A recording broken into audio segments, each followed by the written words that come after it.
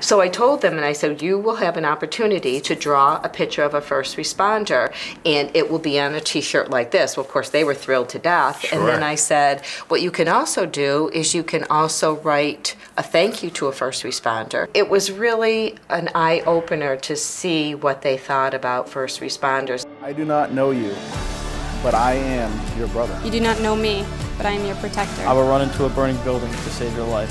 Though I do not know your name, I will take a bullet for you. Though we've never met, I believe in duty and sacrifice of self. Your family is my family. Is my family. Your life is my duty.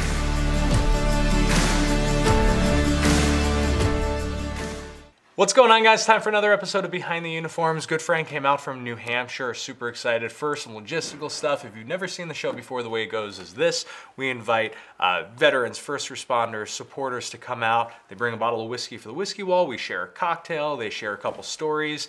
It might get a little bit noisy because we're building out a brand new production studio upstairs. So sorry, we're not at the dentist or at a we are at a construction site. And we keep a bottle of whiskey here and a glass at all times in honor as a tribute to the men and women who will never be able to tell their stories here at the Whiskey Wall. So without further ado, tell them who you are. Thank you, Kyle, and first of all, thank you so much. It is such an honor being invited here to the Whiskey Wall. I'm very excited. I'm the one honored, and you brought good whiskey. This is from New Hampshire, right? It is. Live free or die state. Awesome. But my name is Eileen Doyon. I'm from Portsmouth, New Hampshire, and I'm a storyteller, author, and publisher. So I understand that we are drinking to your father. We are. So a tribute to him. Tell me a little bit about Dad. My dad would have loved this. Cheers, you. Would have. My dad was the best thing in my life. He was a Marine. He fought in World War II. His older brothers were fighting in the war. They had gone to war. My father quit high school when he was 17 years young. His boots hit Iwo Jima when he was 17, and he served there 31 days out of the 36 days of Iwo Jima. That actually was supposed to end in 48 hours, and it lasted 36 days, and he was there 31 out of God the bless 36. Him. Yeah, and you know, I never knew that until right before he died. Really?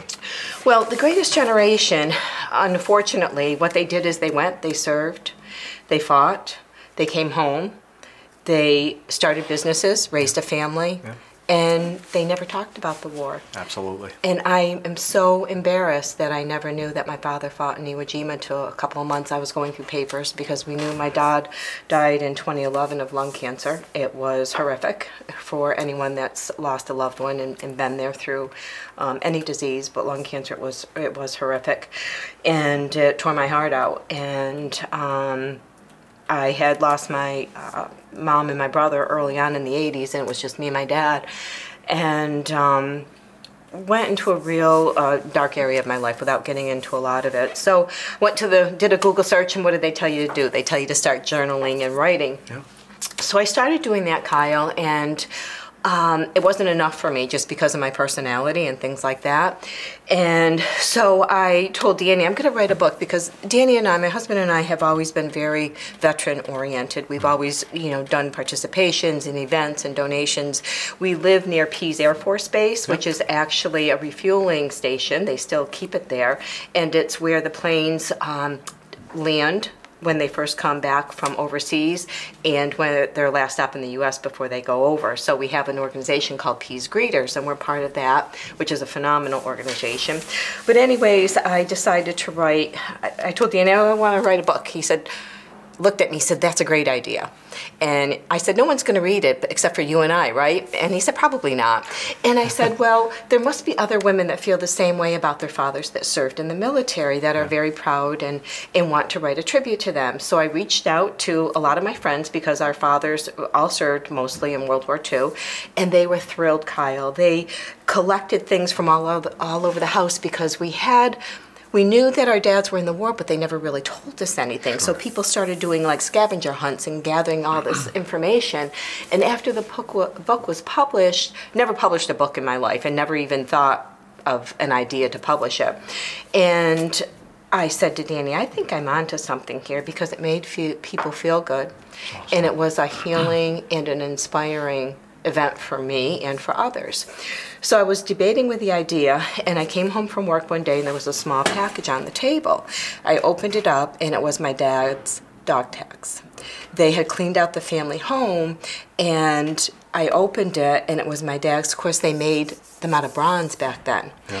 And I looked at him, and I just started crying, and I said, this is a sign, Danny, that my dad, I'm on the right track, Yeah. and I meant to do this. Yeah. I meant to do something more for the military. If that's not a sign from God, I don't know what is. Absolutely, absolutely. So, thus, Unforgettable Faces and Stories was born, and that's what I started, and I'll be on my 8th book this year. I love it. That's Yeah, wild. I'm very excited. You know what we're gonna have to do, right? What? We're gonna have to display those books on the whiskey wall. Oh, that would be wonderful. We'll have to. We'll make that happen. Awesome. Thank you. I see you've got a shirt in front of you. Talk to me about that. I do. In putting together the book, I wanted to do a little bit more. I have amazing people like yourself that I've connected with during this book, first of many. And I know that you're contributing a tribute in the book, and I don't want to mention the person's name, but it's great that we have the internet, and you have Behind the Uniforms, and you have that gives people an opportunity to tell their story, because it's so important. And like you said, the whiskey wall is for them. Well, my books are for them. Awesome. And I think that we want the personal touch. I think people are yearning for that and missing that. So that's why I chose the theme of the first responders, tributes to first responders. Awesome. And so what I decided to do was to do a little bit more than that, and to reach out to kids, because I think that what you're doing with Operation Innocence, with that organization, and what other people are doing is phenomenal. So I wanted to do a little bit more. So what I did is I came up with the idea that when my book comes out, which will be right after Labor Day, right around September 11th, and what I did is I had my nephews, who are 7 and 9, draw pictures of first responders. What does first responders mean to them? Because we don't really know what they're thinking, because they hear all these things about preventiveness, but what do they really think about being a first responder? Because we have big shoes to fill. Totally. And I know that there's a lack of people that are going into the firefighters and EMTs and even in the military, so we have to do something about that. And we have to teach our kids that being a first responder is a great thing, and it's a great honor, and to help other people.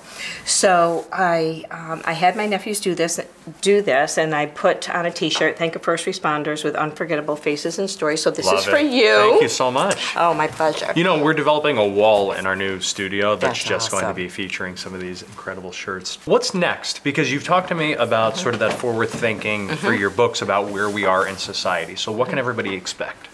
Well, this is what everyone can expect. First of all, from my book, what I want is I want people to do tributes to first responders, loved ones. My stories are peaks and valleys, because lots of times people feel that the stories are just about people that have died, and that's not true at all. Yep. Life is peaks and valleys, Kyle. Totally. And that's just the world we live in, and it's never going to change. Well, that's one of the reasons why with this show, when we have a lot of these men and women on, we say, tell us about a good day and about a bad day, because you're 100% right.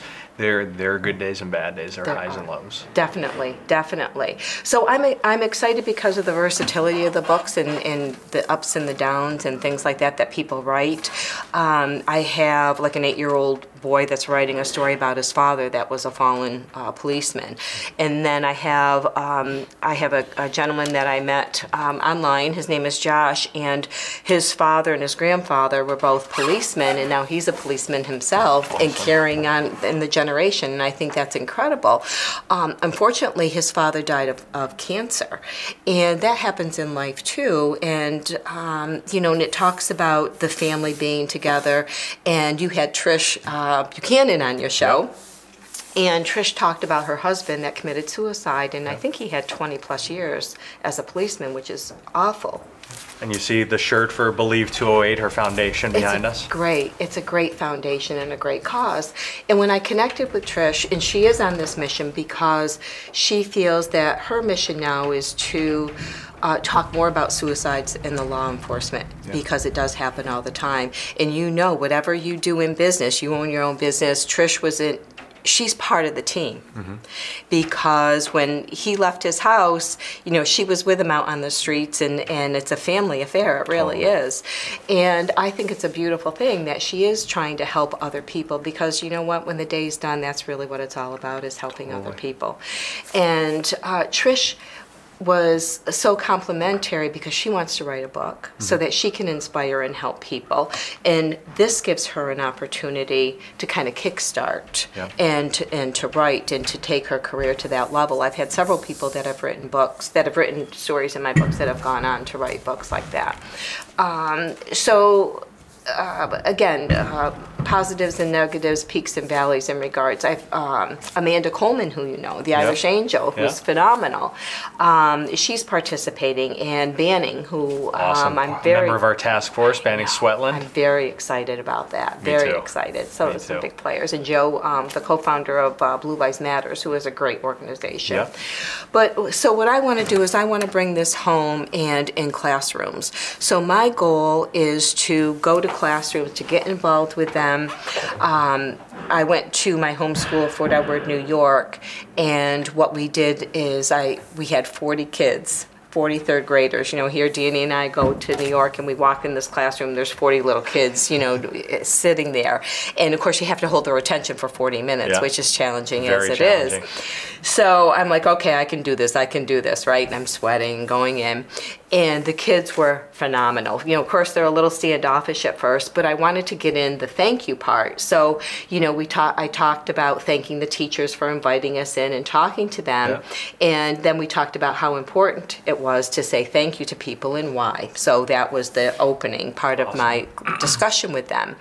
And then the teachers wanted me to discuss about being an author and talking about my books and things like that. And I wrote a book about pet tales, so that was an easy one to talk with the kids about, you know, doing pet tales.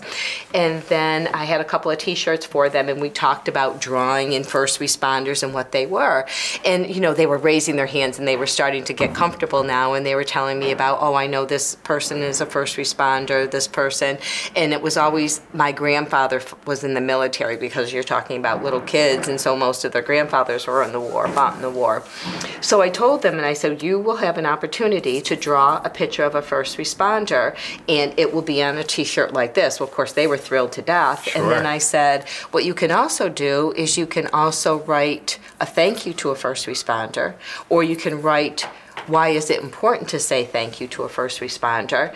And I said, and maybe what we can do is we can publish a book with that, and you can become an author too. Well, of course, they're thrilled to death, and now they're like all up in front, you know, and they're all hanging out, they're tugging and giving hugs and the whole 9 yards. And it was really an eye-opener to see what they thought about first responders. And as we were leaving, we did a video of them thanking a first responder, because I think it's important for them to do that out in the world. And when we were leaving, there were 2 policemen walking the halls, and they were interacting with the kids and things like that. And I got to talking, I spoke to one of them afterwards, and he said, we come up here every day. We never come up the same time, and we each take different sections of the school, and we talk to the kids to get them used to it. Is awesome. I love it. The world we live in, and it has to be done. So I think we have to think about kids on that side of the table also, Kyle. 100%. So, you know, I'm doing t-shirts, and we're going to put, you know, the school's name and sponsorship on the back of the t-shirts and have those available. You know, I'd love to give all the kids a t-shirt and, you know, get local businesses involved and things like that. So that's where we're going. I don't know. Shameless plug time. How can people check out the books? Oh, great. Thank you. I have a website, Unforgettable Faces and Stories. I have a Facebook page with the same name, Unforgettable Faces and Stories. Faces and Stories is my Twitter, and I'm out there on social media.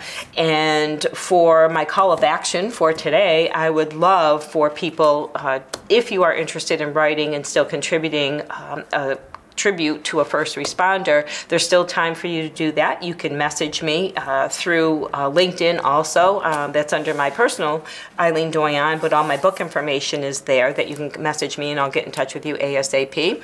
You can purchase my books through Amazon, and you can also tag me on my Facebook page and I'll get in touch with you, and I have books available from home as well. Awesome. Well, thank you for joining me. Oh, well, I think your dad's right there. We probably should have left a chair out for him, but I think he's pretty pretty is proud too, of you. Gaia. Thank you so much for Oh, my joining. pleasure. Guys, Thank thank you for watching. Thanks for hitting the share button. It takes you 2 seconds. Literally, will take you 2 seconds to hit that damn share button and go buy a book. Don't be cheap, huh?